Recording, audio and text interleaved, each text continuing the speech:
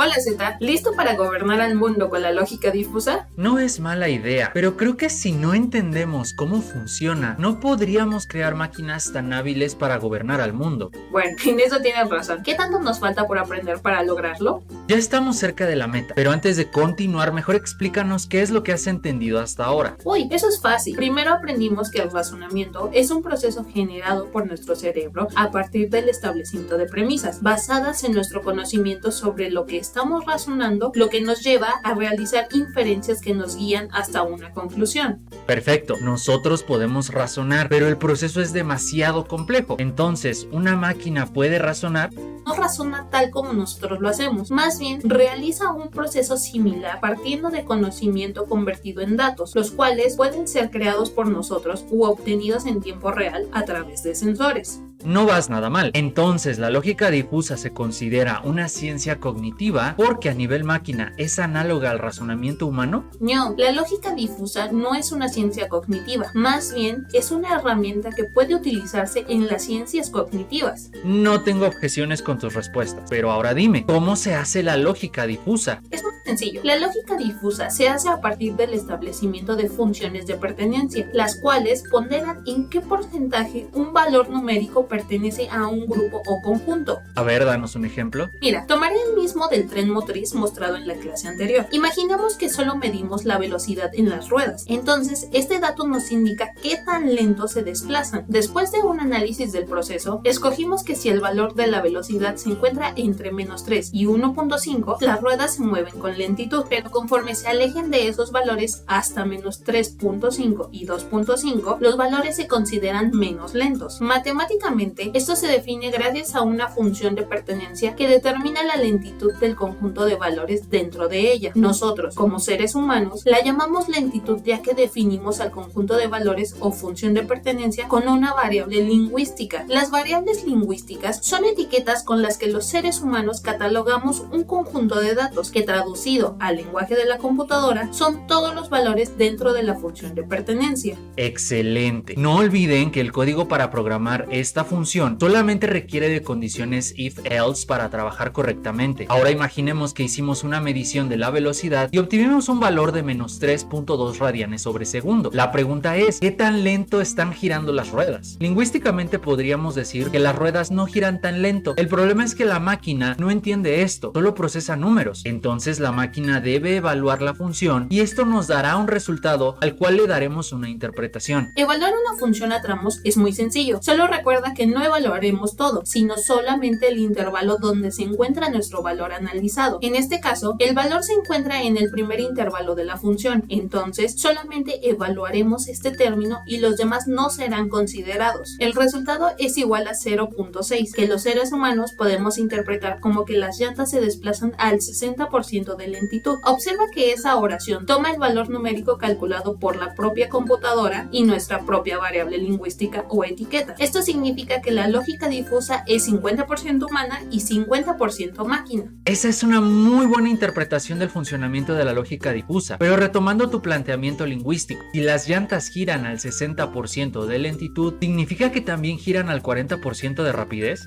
Pues empíricamente podríamos inferir que sí, porque debe existir un equilibrio en todos los sentidos y considerar que el 40% restante de lo contrario a la lentitud no suena nada descabellado. Exacto, el otro 40% puede considerarse como lo contrario a nuestra variable lingüística, que se define formalmente como complemento o forma negada de la función de pertenencia. Para nosotros es fácil interpretarlo como rápido, pero la computadora requiere trabajar con números, así que para definir su forma matemática basta con estudiar la estructura de la función de pertenencia. Si las ruedas van al 100% de lentitud, entonces también van al 0% de rapidez. Cuando pasamos a los intervalos donde decrece la lentitud, la rapidez debe incrementar para mantener el equilibrio. Y donde la lentitud es nula, la rapidez es total. Con este razonamiento se construye el complemento de nuestra función original. Ya veo, hasta parece que estamos buscando el equilibrio estático de diferentes fuerzas en un sistema, pero entonces, ¿debemos seguir el mismo procedimiento que vimos en la clase pasada para construir la ecuación de esta forma negada de la función original? No, de hecho es muy simple encontrar el complemento o forma negada, ya que se trabaja con porcentajes y nuestro valor máximo siempre es 1, basta con realizar la resta mostrada en pantalla para definir la ecuación que estamos buscando. Entendido, Z. Entonces, la forma negada o complemento puede definirse lingüísticamente como rapidez. Para distinguir las funciones, usaremos los subíndices R y L. Como ves, no es tan complicado encontrar el complemento de la función original. Incluso su código es muy sencillo, pero antes de escribirlo, establezcamos la función de pertenencia original dentro de una función en el lenguaje de programación que más nos guste. Nosotros utilizamos Python, así que notarás que solicitamos 5 argumentos de entrada, que son el valor actual de la variable medida, en este caso, la velocidad de las llantas y los intervalos de la función de pertenencia. Recuerda que evaluamos numéricamente esta función para obtener un único valor de retorno. Entonces, cada condicional calculará el valor correspondiente si es que se cumple su condición de comparación. Para obtener su complemento, solo creamos otra función donde se ejecute la resta definida anteriormente y listo. Oye, eso fue muy fácil, pero ¿es posible que la máquina distinga a partir de la lentitud o rapidez si las llantas están acelerando? Claro que sí. A ese proceso se le conoce como unión,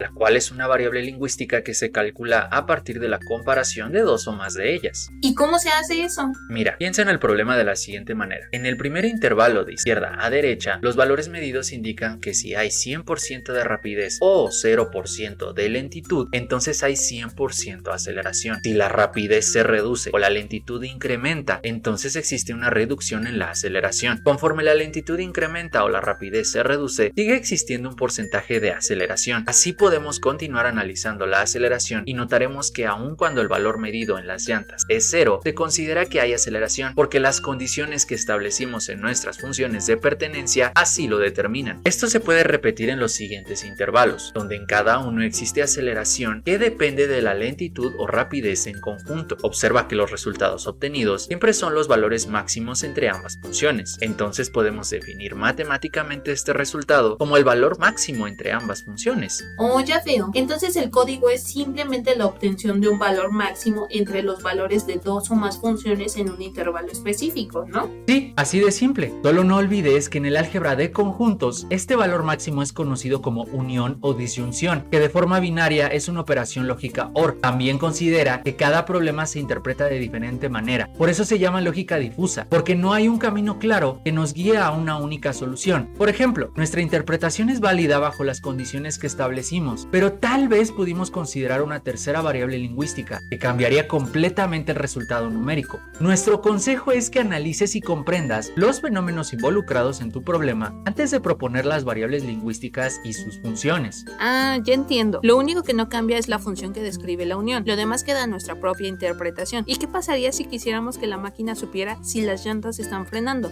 Buena pregunta. De hecho, podríamos considerar que frenar es el complemento o forma negada de acelerar, y lógicamente el complemento de un valor máximo es un valor mínimo, aunque para este caso específicamente también pudimos haber negado la función definida anteriormente y así llegar al mismo resultado. ¡Qué fácil se ve! Bueno, al menos en la teoría. ¿Vamos a practicar lo aprendido? Sí, pero me gustaría que hicieras un resumen de lo que aprendiste hasta ahora. Lo primero es que podemos definir nuestra función de pertenencia de acuerdo al problema que estemos analizando. Programarla en cualquier lenguaje es muy sencillo. Solamente se requieren condiciones if-else para funcionar, pero recuerden que la función solamente nos dará un único valor de retorno. Su forma negada o complemento no es más que la resta entre 1 y el valor numérico de la función de acuerdo al valor numérico de la variable independiente. En un lenguaje de programación, esto también es una resta y no requiere algún tipo de operación especial para funcionar. Si queremos conocer el comportamiento generalizado de dos o más funciones, podemos calcular su unión al calcular el valor máximo entre ellas. Su complemento o forma negada es el valor mínimo entre estas mismas funciones.